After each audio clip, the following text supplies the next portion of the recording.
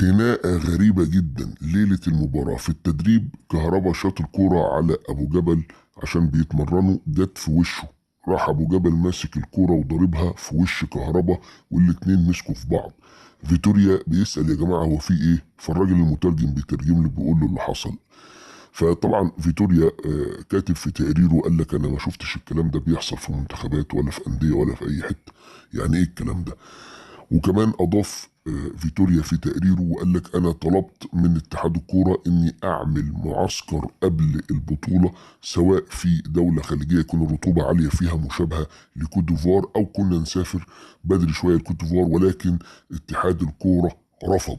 ودي على فكره مفاجاه كبيره، لان فعلا ده اللي اثر من ضمن الحاجات اللي اثرت عدم الاعتياد على الجو.